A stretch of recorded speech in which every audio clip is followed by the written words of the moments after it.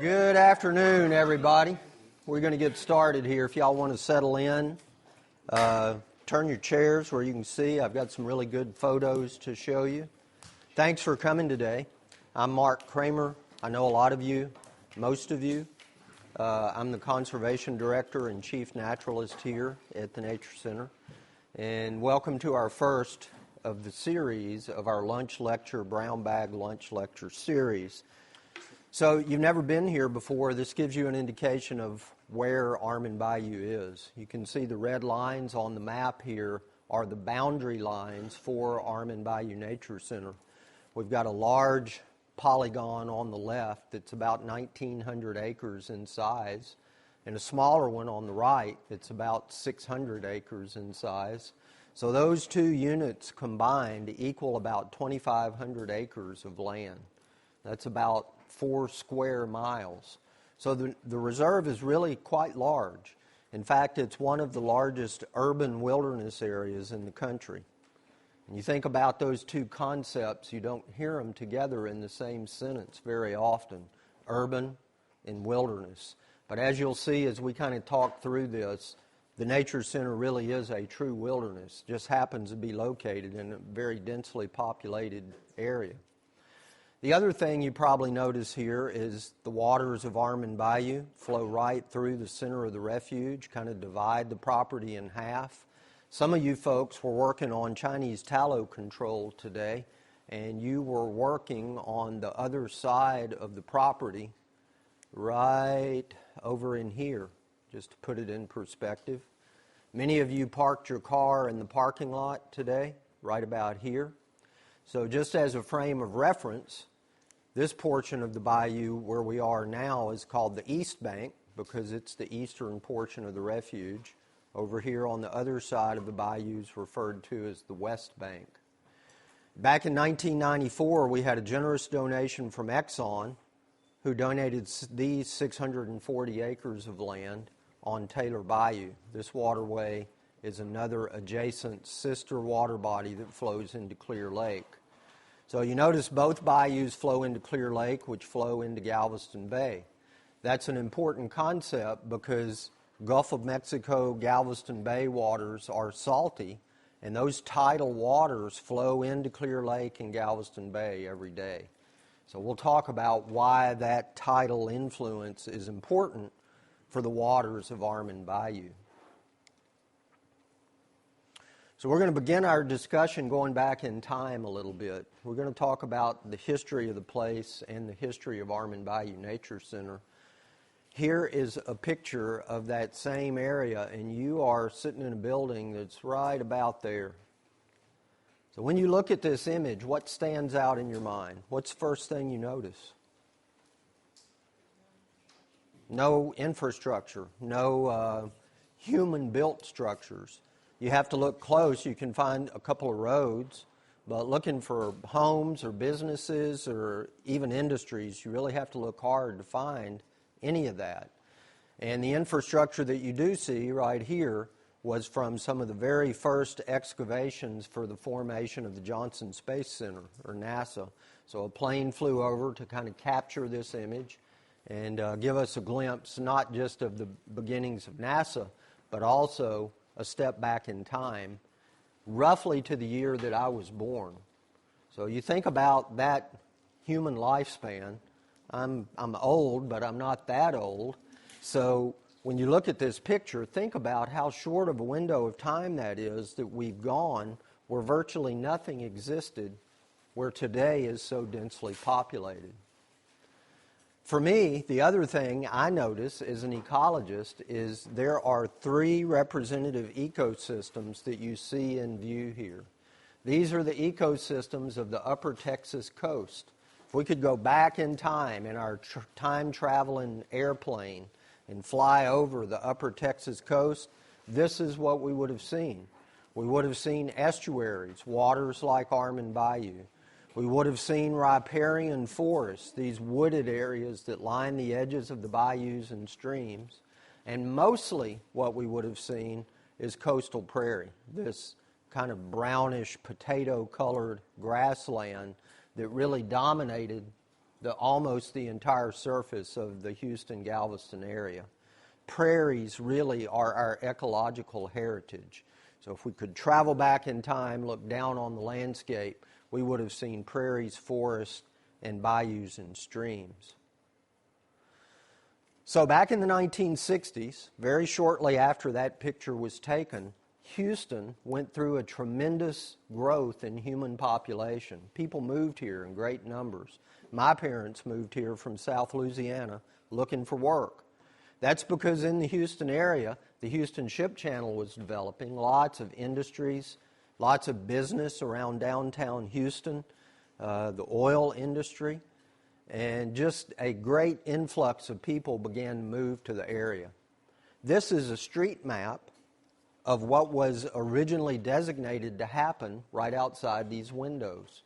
So back in the 1970s, as the lands around NASA were beginning to be developed by Exxon and Friendswood Development Company, these streets and this plot map is what was intended for what is now Armand Bayou Nature Center. So fortunately, it was also the birth of the conservation movement. Our understandings of ecology were beginning to just sprout at that time. And one of those real visionary environmental leaders was this fellow named Armand. Armand was the late curator of the Burke-Baker Planetarium. He was a self-trained naturalist, and he really had a great passion for teaching children. In fact, some of my earliest memories of watching cartoons here in the Houston area, Saturday mornings, the Kitterick Show, the Cadet Don Show would come on, and this guy would be coming on in between the Woody Woodpecker and Coyote cartoons, and he would have small animals, snakes and rabbits and turtles. So he'd be holding these small animals and talking about the importance of preserving open space, natural areas, not just for wildlife, but also the importance of preserving those spaces for people, places where we can go and relax and reflect and enjoy nature. Well, Armand, as I mentioned, was a real environmental visionary. He was part of the foundings of the first chapter of the Houston Audubon Society. He helped promote the open beaches law in Texas. You may not know this, but in other states you can actually own the beach right up to the high tide line. Thanks to Armand, in large part, we can enjoy Texas beaches with that sandy edge of the Gulf of Mexico. Armand was on his way out of town one evening to look at a comet. Remember I mentioned he was a curator of the Burke-Baker Planetarium, so he was also an astronomer. He was driving out the Southwest Freeway one night with all of his telescopes and cameras and optical equipment in his back seat. He had a flat tire. The people that stopped to help him with his flat tire turned out actually to be thieves, and they robbed and murdered Armand on the side of the freeway. So it's a very tragic loss to what was the early developing environmental movement of that day. But it also served to be a galvanizing force. His friends gathered. One of his best friends and colleagues, Hannah Ginsberg, gathered people together in a coalition to raise funds to buy property along the waterway that Armand loved most. Armand never really campaigned to preserve this piece of property. He was more of a champion of open space in general.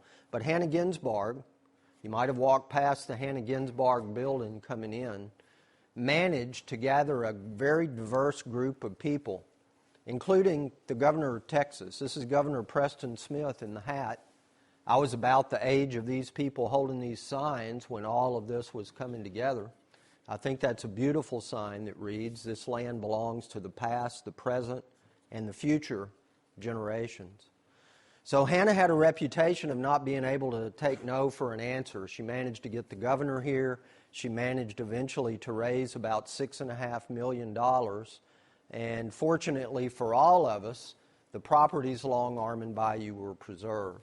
Many times I've thought maybe it would have been more appropriate for the place to have been called Hannah's Bayou as opposed to Armand Bayou because of her real champion work along the area.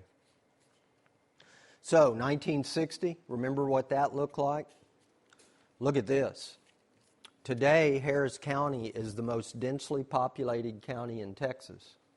It's the third most densely populated county in the nation. So lots of us jammed together in this highly densely populated county. And increasingly, that makes areas like Armand Bayou valuable. Valuable for wildlife, valuable for people. And increasingly, people are considering these kinds of open spaces as green infrastructure.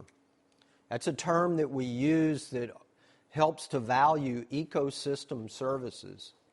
That means that what nature does affects people positively. Particularly for us, if you were here for Harvey and you were watching those rooftop flood rescues, none of those happened in the Armand Bayou watershed.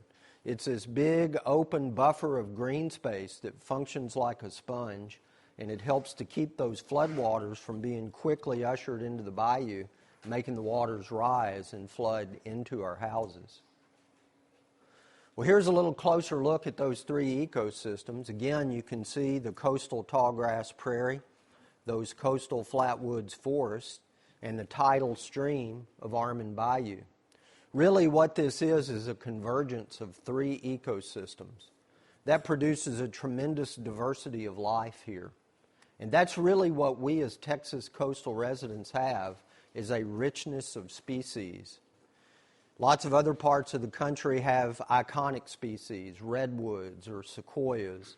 Other parts of our country have topography like the Grand Canyons or the Rocky Mountains. What we have is a tremendous number of plants and animals that live around us. We're in the sweet spot of the climate here. It's not too hot, it's not too cold, it's very abundant rainfall. So you bring all those pieces together and you have an assembly of plants and animals right here in the most densely populated county in Texas. It's hard to find anywhere else in the country. Fortunately, the Nature Center was able to purchase the property, and we opened our doors as a nonprofit organization. We're not part of the city parks, county parks, state parks. In part, that means as a nonprofit, every year we have to raise the money we need to keep the doors open and the lights burning and for us to engage in all the various ecological activities that we do. Our mission is twofold. We preserve the habitats that are under our care. That's a large part of my job description is land management, wildlife management, invasive species control. But increasingly, we're striving to provide opportunities for people to better understand local ecosystems. And I emphasize that word local. We get a lot of education about what's happening globally, and that's very important, what's happening to coral reefs, tropical rainforests. But generally, Houstonians have never heard of the term coastal tallgrass prairie. So that, in part, is the gap that we're trying to fill, is helping us understand that critical ecology that's right in our own backyard. And we're going to go through, as a very superficial introduction to those three ecosystems, as we go along here, starting with Armand Bayou and bayou ecology. So, what is a bayou? Many of you probably know that Houston is known as the Bayou City. That's because you drive around, you pass over things like Buffalo Bayou, Sims Bayou, White Oak Bayou. The bridges drive over those bayous and you can look down into them. But if you're ever on Armand Bayou, you notice right away that Armand Bayou is very different from almost all of the other bayous here in the Bayou City.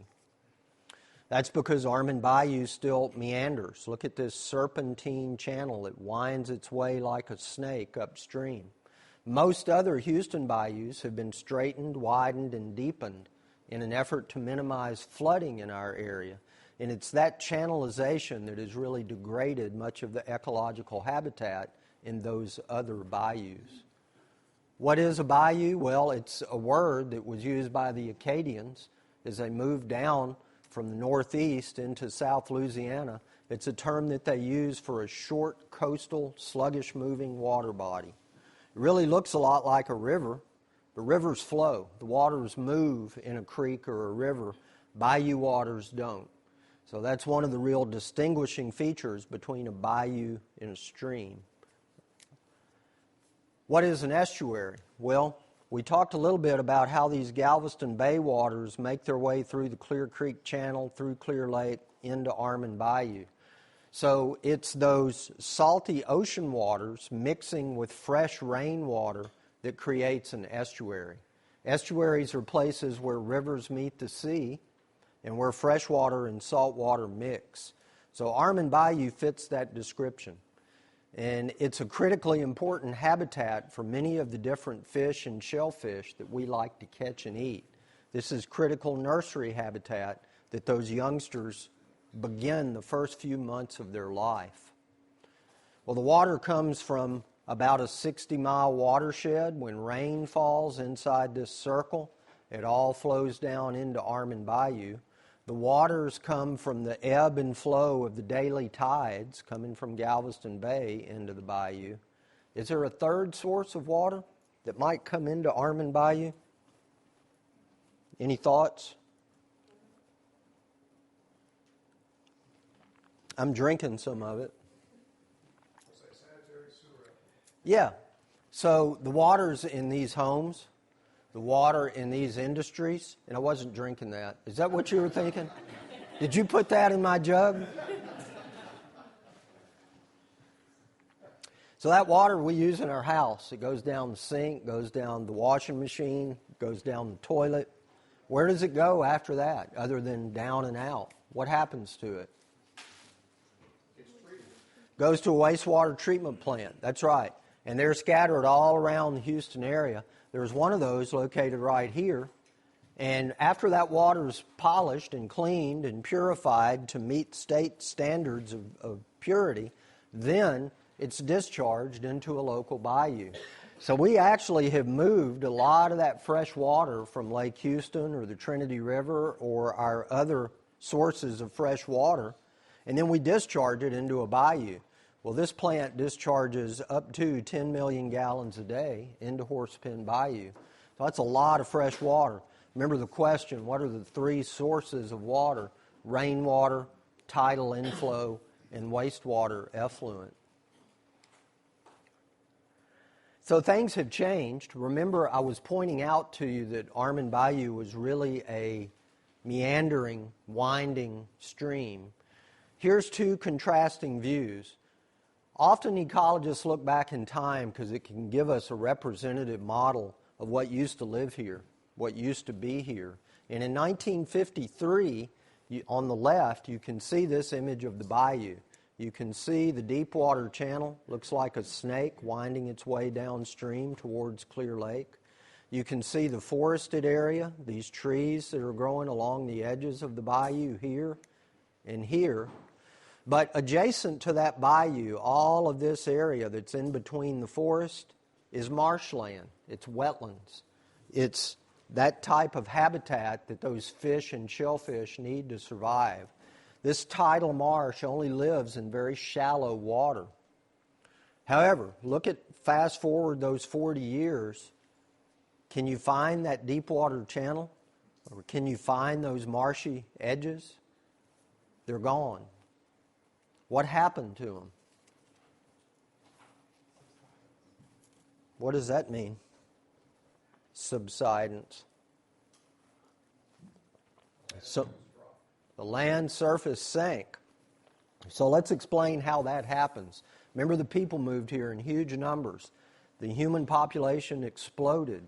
And as we got here, we needed more of that water like I'm drinking, fresh water, for humans to consume and use in our homes and our businesses and our industries. And in that early era, the 1960s and 70s, we pumped all that water from underground, from aquifers.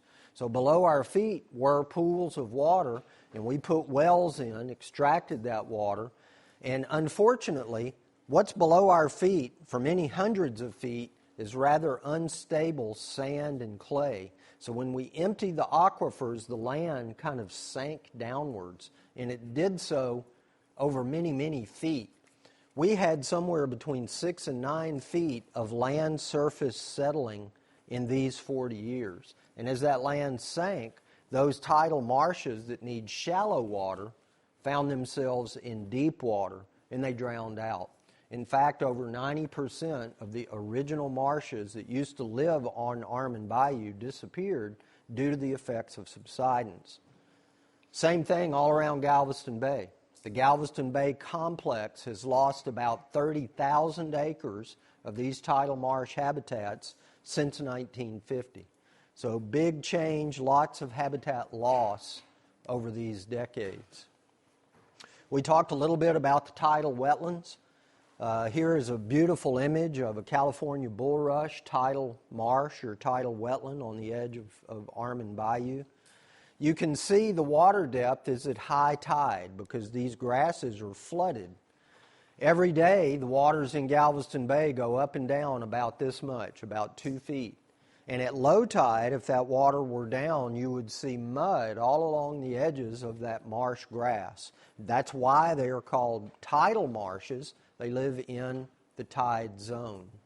Well, one of the major values of these tidal marshes is that over 90% of the commercial and recreational fish that we catch and eat, it begins its juvenile stage of life in a marsh like this somewhere around Galveston Bay. It's not really a breeding ground. The adults don't spawn in Armand Bayou. That takes place out in open Gulf of Mexico and open Galveston Bay. But in the springtime, those young are trapped in the southerly wind-driven salty tide and being pushed deeper into Galveston Bay, deeper into Armand Bayou, and it's here that they hide and try to escape predators like this green heron. We're talking about the young of redfish, speckled trout, flounder, mullet, drum, shrimp, blue crabs. So if you're listening closely, that's the seafood platter. And that's an important thing for all of us who like to eat fresh Gulf seafood like I do, because this is the engine that drives that fishery for those of us that like to fish with a rod and reel or even just go to the restaurant and catch and eat fish off the menu. So the tides. Tides are what drive life in all estuaries. The tides determine how deep the water is. That's one of the things. Look at this picture of Armand Bayou. Water is not deep at all here. Looks like someone has pulled the drain plug like you would in your bathtub, and the water has gone down about 3 to 4 feet. This may happen Monday or Tuesday, and it happens because of strong north winds. We're about to get our first real strong norther on Monday. And when the wind blows out of the north 20, 30 miles an hour, all of the water in Galveston Bay gets pushed out into the Gulf of Mexico. It's called a blowout tide. So when we have one of these blowout tides, it's fascinating because you can see the bayou bottom. Because the waters are typically so cloudy, we don't really know what's down there. But because water is so shallow, all of the life in the water is concentrated into this narrow stream right here. So tides affect the distribution of life because of the water depth, but tides also bring salty water. You've all been swimming at Galveston or in the ocean and tasted just how salty seawater is. That tidal inflow brings with it open ocean salinity, and that very salty water mixes with the rainwater. And the closer you are on Armand Bayou to Galveston Bay, where the tides come in, water's saltier there. But if you travel 6 miles away from Galveston Bay, far upstream on the bayou, water's very fresh. So it's that salinity level that affects the distribution of life, because some organisms can live in that very salty environment. Some cannot. Some can only live in fresh water. That makes the fishery of Armand Bayou very interesting. Interesting in that in this short 6-mile length, you can find species that live in the open ocean, live in Galveston Bay, and also live in any East Texas freshwater river or stream. So if you're looking closely, you see speckled trout, menhaden, mullet, crabs, and shrimp. Those are ocean species. But you also see gar and catfish and bluegills, which are freshwater fish. So a very interesting fishery in a relatively short, compressed water body. One of the challenges that we face all around the planet is invasive species. We move a plant or animal from one part of the planet to a new home, and its new home oftentimes doesn't have the natural set of checks and balances to keep it in place. This is a big problem in Armand Bayou with this species called water hyacinth. We brought it here in the late 1890s to the United States, and the problem is that it is one of the fastest growing plants on the planet. In the ideal growing conditions of summer, it can double its surface area every 10 days. So imagine coming back every week and a half and there's twice as much of it. And over time, this exponential growth completely covers the water's surface. Look at how the water hyacinth has completely blanketed the entire water surface. This open water surface, as you see here, is where oxygenation typically takes place. It's through a process called diffusion. Lots of concentrated oxygen in the air that we breathe, and it literally soaks into the water column right at this interface at the water's surface. But look at this. So when we have this blanket of water hyacinth, that diffusion oxygenation process is really suppressed. That means very little oxygen getting into the water. And just about all aquatic life as we know it, it depends on oxygen to live. So this invasive plant can create ecosystem collapse. Over time, the oxygenation process is eliminated. There's no life living below the water hyacinth. Armand Bayou is a great place to canoe and kayak. I have paddled from Key West all the way to Brownsville in many, many states all around the Gulf of Mexico. And what is amazing to me is that in all those places that I go, here at Armand Bayou, I see, hold on a minute, Gene's got a thought. You know, that's a long paddle, isn't it? That's right. That's right. That's good. There is more wildlife here to be seen than in any of those other places that I've paddled. And it's often I go out and in one paddling trip we'll see bald eagles, alligators, river otters. So there's a collection of wildlife that happens right here at Armand Bayou Nature Center, right in the middle of Houston, that's really hard to rival any other place that I have been. We have a guided paddle trail here. You can go out and follow these numbered signs and make your way around and not get lost. So because it's in the middle of the city, because it's still relatively pristine, because from here up above that red line, no gasoline motors are allowed. So that means it's a quiet, wilderness-type paddling experience. Part of what we've done collectively over the decades is try to regrow those absent marshes. Remember, we lost over 90% of the tidal marsh when the land sank. Remember, that's important habitat to fish and wildlife.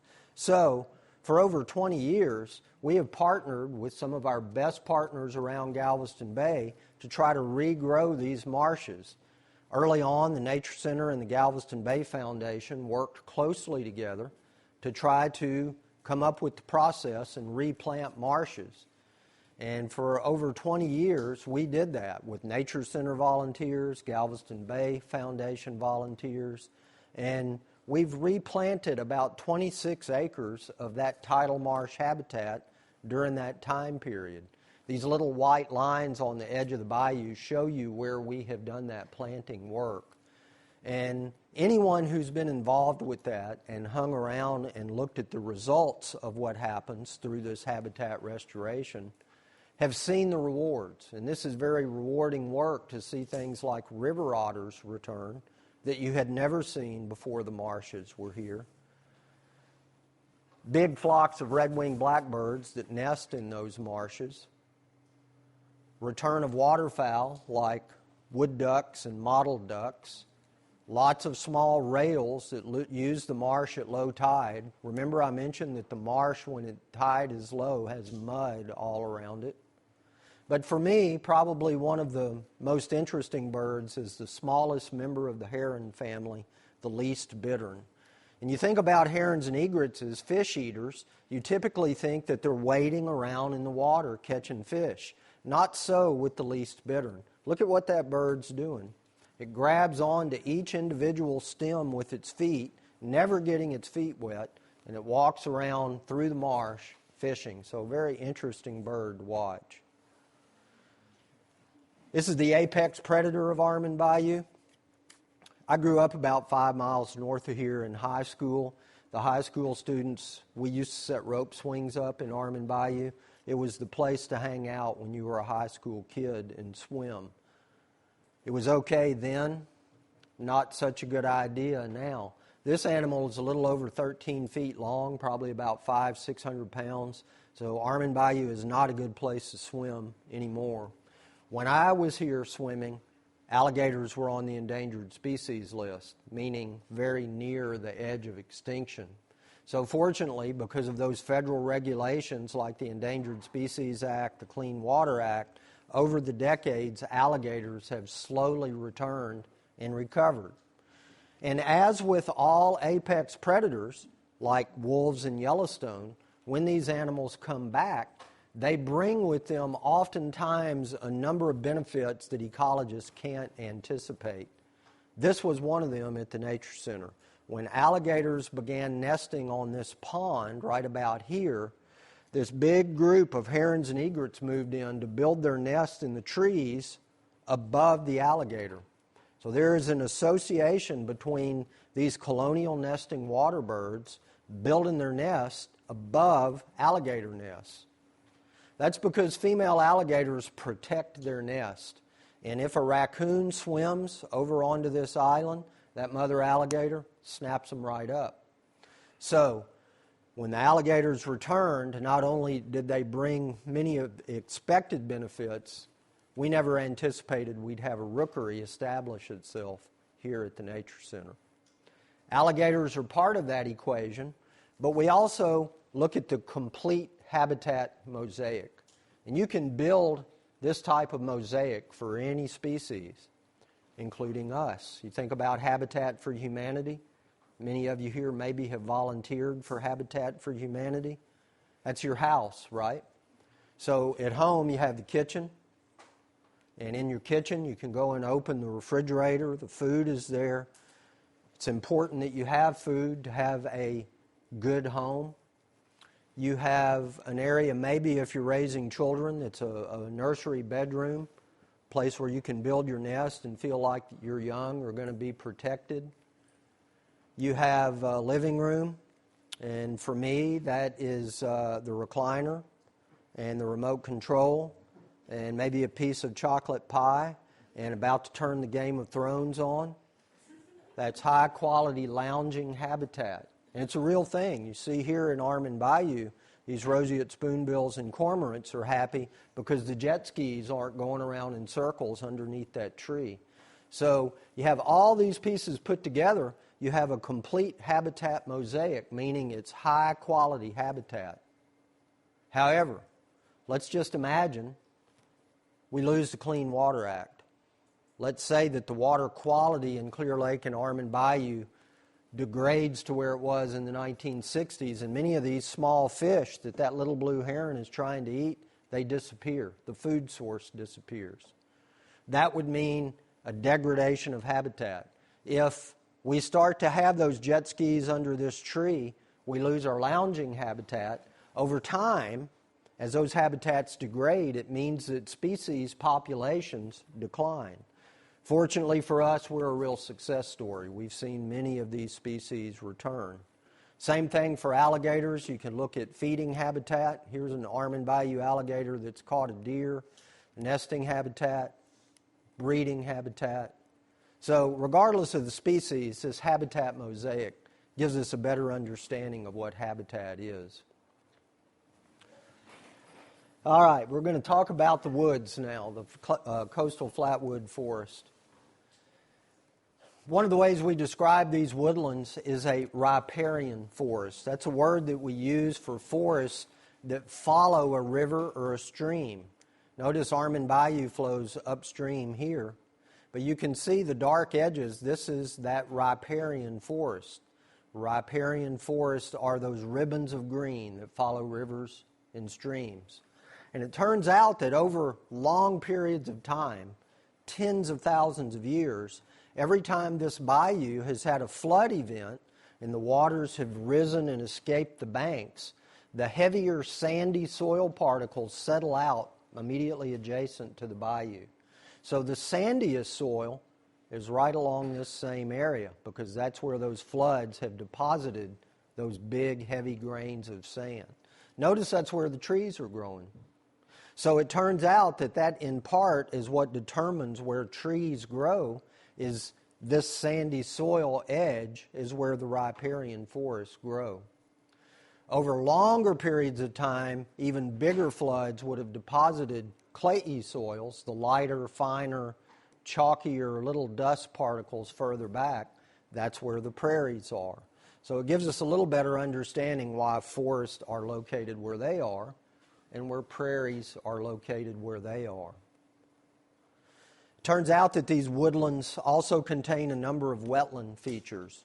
Wetlands like this are in the woods, but also in the coastal prairies. We have a big rain event. That water falls down and is captured in these little shallow depressions. It's kind of like a sponge. So when the rains fall, the water is captured and held in these temporary wetlands and then very slowly released back into the bayou. It's very different than what has happened throughout the remainder of Harris County. Today, as you've seen, most of the watershed and most of the Houston area is made up of rooftops, roadways, parking lots. Those are impermeable surfaces, meaning when rain hits that, it very quickly gets ushered back into the bayou, and the bayou rises, oftentimes escaping its banks, getting into our houses. So this is back to that green infrastructure concept that I was describing. So we're talking about the forest. Here's a picture of Hurricane Ike. You can see that the eye of Hurricane Ike came almost directly over Armand Bayou Nature Center, and this circle around it was the expanse of hurricane-force winds. So as the storm passed, the Nature Center experienced about 9 consecutive hours of hurricane-force winds, and that was quite damaging to the canopy of the forest. Many places we lost about 80% of that canopy coverage. And we're about 10 years past this now. The forest has at least visually recovered. It doesn't look like this anymore, but it's probably going to take a human generation for those trees to recover back to where they were before the storm hit. Some of y'all were working on the trails today. In fact, some of y'all walked down the Ladybird Trail. If you did, you can follow my red dot and see where you went. You guys ended up right here at the Bayou Overlook. Some of you walked down the Martin Trail here. We manage about 5 miles of hiking trails, which makes this one of the best hiking destinations around Houston.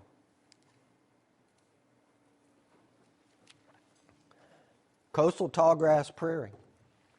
I mentioned to you that it's Houston's ecological heritage, that if we go back in time, we could travel over the landscape, mostly what we'd see below the airplane are tallgrass prairies. So the grass in this image is about as tall as me. You can see a mixture of grasses and wildflowers.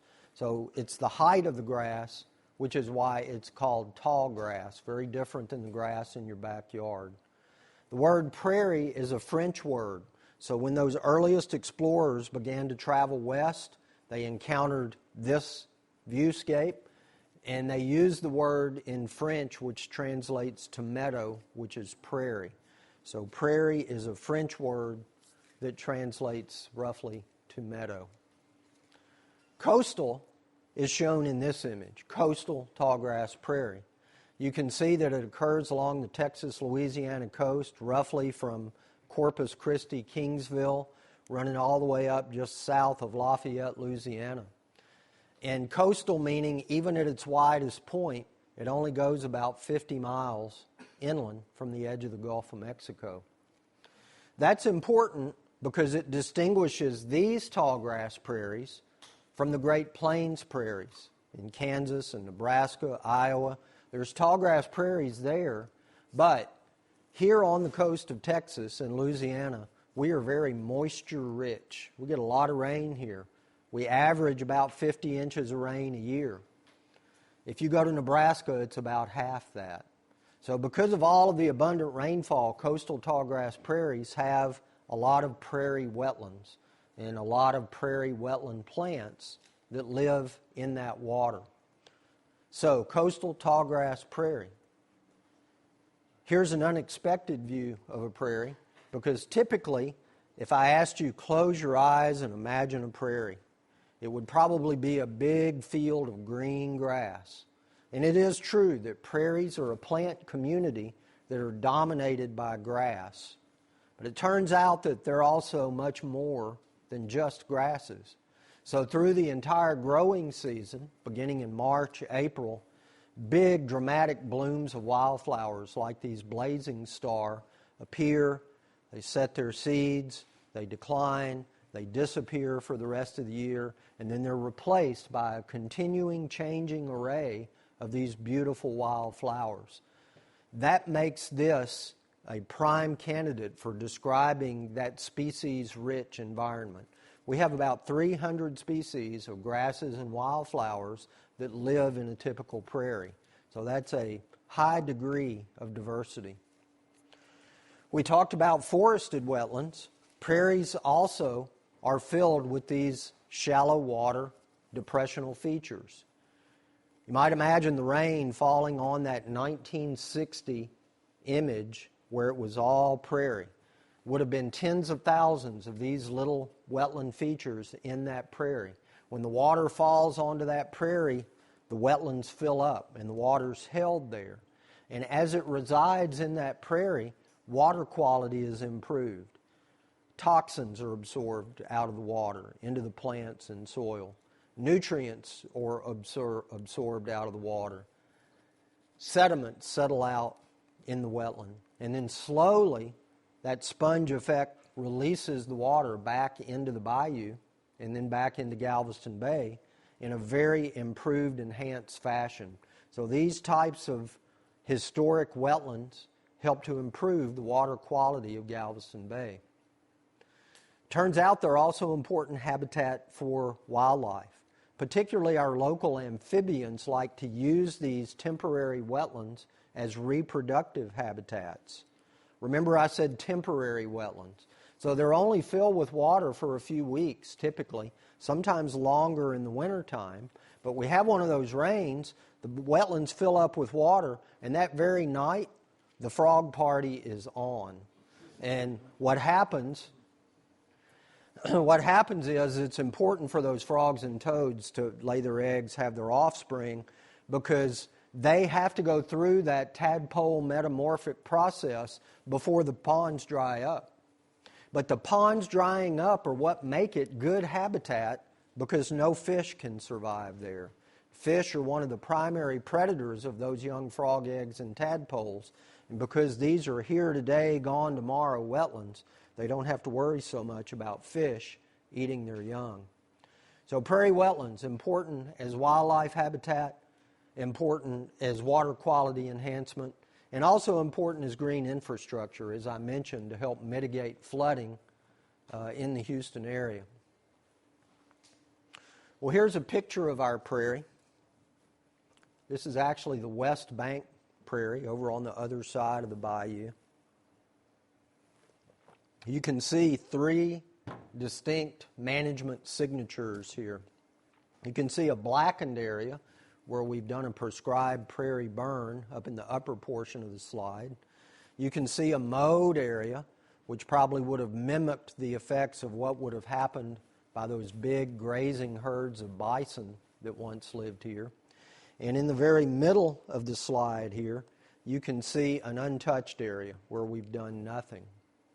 So this is really very representative of what you would have seen going back in time, flying over the Texas coast. You would have seen huge areas where a wildfire would have burned. You would have seen big areas that were grazed by those many hundreds of thousands of bison. And you would have seen areas like this in the center where nothing at all has happened. Well, it turns out that this patchwork design is important to help support a great diversity of wildlife, because each form of wildlife is uniquely adapted to make a living in a different way. I'll give you an example. One of North America's longest migrating birds, the snipe, migrates over 3,000 miles, and in the wintertime, it comes to the Texas coast looking for exposed, moist soil, such as this, where all the vegetation's been burned away. And it can walk through that soft mud, take its bill, which has nerve endings right in the tip of its bill, so it can actually feel down into the mud looking for worms and other invertebrates that it can eat. Often as we go through one of these post-burn units, one of those snipe will fly up, scare the daylights out of us. But it's that patchwork design that enables those birds to make a living here in the wintertime.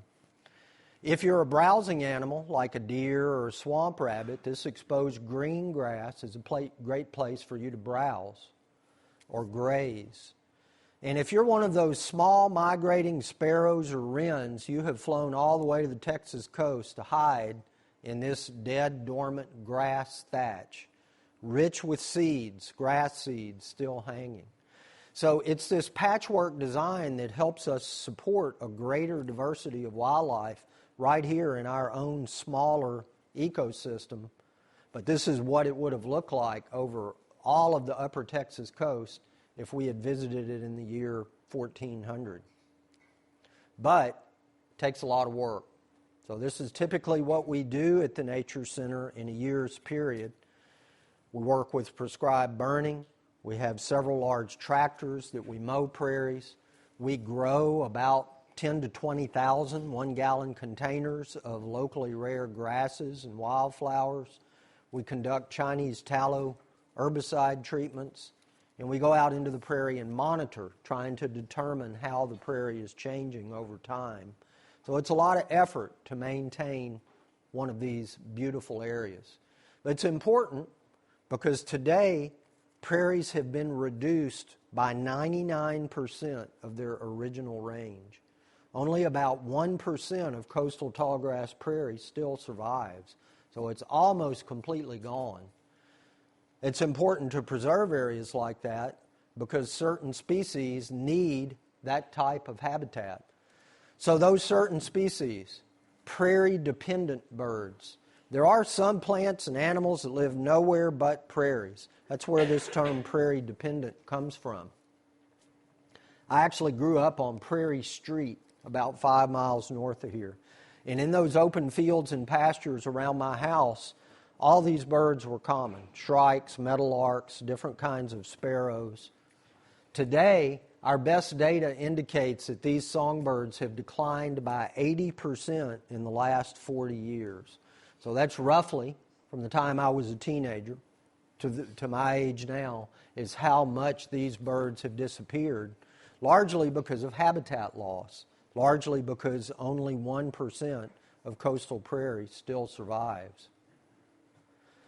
We do have a success story that's rather unusual to tell here at the Nature Center, however. Because of all of the restoration work that we have done here, many of those species that were on the edge of disappearing forever have now returned, not just to Earth, but returned right here to Pasadena, Texas. All of these animals had been severely impacted, were placed on the endangered species list, and now there's a good chance you could go onto the waters of Armand Bayou today and see all 4 of these. So quite an unusual and dramatic success through our efforts. We saw bald eagles return here in 2007. If you had asked me back in the 1970s if we would ever have bald eagles nesting at Armand Bayou Nature Center, I would have said no way. But we have a pair of nesting bald eagles. I've had 2 eagle sightings this week. So if you guys are working here, be sure you look up regularly because there is a good chance you'll see eagles while you're here. So our history, the fact that we had a good teacher teaching small children about ecology and the value of preserving open space, all of the actions that volunteers, employees, folks such as yourself that are helping with our efforts here today, they have all been combined as cumulative impacts to create this beautiful place that we have right here in the heart of the city. These concepts that I've been talking about today are often easier to remember if you think about them in this fashion. Habitat loss is considered the biggest ecological issue that we face. Invasive species ranks close to the top. Pollution is what contributed to the demise of eagles and brown pelicans and peregrine falcons. Human population here in Harris County has contributed to habitat loss. And I don't think I have the image that shows the bison, the red wolf, many of those other animals that have been overhunted to the point of near extinction here. We don't want any of those species, the bison, the wolf, and probably this poster child, the Atwater's prairie chicken, to disappear. This may be the most critically endangered bird in the world.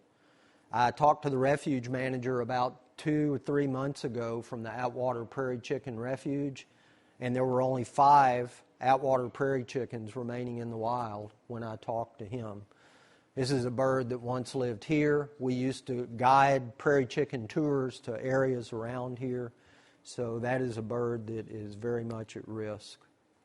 Okay, well, thank you, everybody. I look forward to seeing you again. Hope we work together. Appreciate you being here.